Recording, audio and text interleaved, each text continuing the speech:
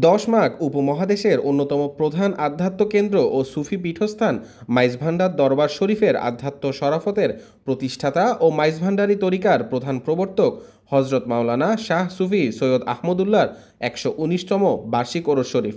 জাতি, ধর্ম, শ্রেণী, পেশার সমস্ত ভেদাভেদ ভুলে আত্মিক শুদ্ধি ও শান্তি প্রত্যাশী দেশ বিদেশের লক্ষ লক্ষ আশেক ভক্ত প্রতি বছর মাইজভান্ডারের ওরস উপলক্ষে সমবেত হয় দরবারে।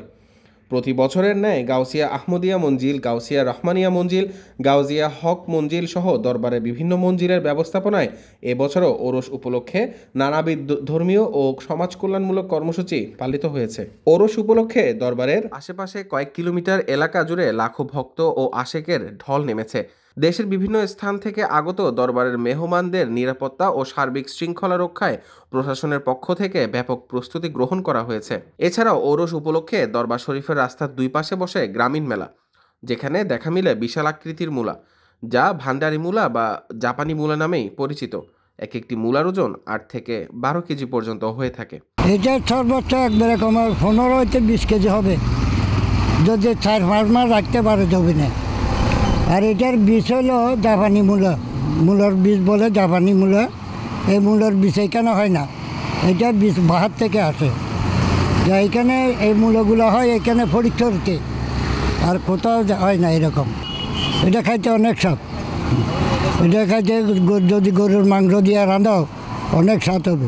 দেশ বিদেশ থেকে আগত মেহমানদের জন্য আয়োজন করা হয় তবুরকের, যেখানে বিশাল কর্মযজ্ঞের মাধ্যমে রান্না করা হয় লক্ষ লক্ষ মানুষের খাবার। বিনা পারিশ্রমিকে দিনরাত কাজ করে যাচ্ছে ভলান্টিয়ার সহ রান্নার কাজে নিয়োজিত ব্যক্তিরা। দরবারের খানার জন্য সবাই পাগল। এখানে প্রায় ২০ থেকে ২৫ লক্ষ মানুষের আয়োজন এখানে। আর গরু মহিষ রান্না এগুলো কোনো গণা ফরা নাই, হিসাবও নাই।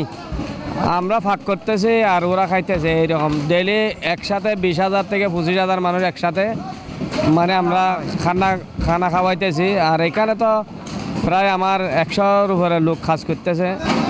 আজকে ৩ দিন ধরে এখানে কোনো গণা ভরা নাই, কতটুকু রান্না করছে আর কতটুকু খাওয়াইছি। মানে অনুবার চলতেছে, মানে বন্ধ কি জিনিস নাই। দিয়ে গরু জবাই করতেছে, আমরা রান্না করতেছি, এরকম চলতেছে। ১০০ থেকে ১৫০ মন একসাথে উঠে। তারপর আবার সবজি আছে, নলা জোল আছে, আরও অন্যান্য আইটেম আছে, আলু গুস্ত, সবজি, ভেজিটেবল, অনেক কিছু আছে। আজকে প্রায় দুপুরের জন্য প্রায় ৫০,০০০ মানুষের খানা। তারপর রাতে তো আরও অনেক বেশি, রাতে তো প্রায় ১-১.৫ লাখের উপরে হবে। এটা হচ্ছে গৌসুল আজম মাইজভান্ডারীর কেরামতি। এগুলা বলার কোনো ভাষা নাই। এগুলা উনি নিজে মানে অন্য জায়গায় অনেক জায়গায় রান্না করি, কিন্তু এই জায়গার মতো অন্য জায়গায় কোনো জায়গায় হবে না। এটা হচ্ছে গৌসুল আজম মাইজভান্ডারীর কেরামত।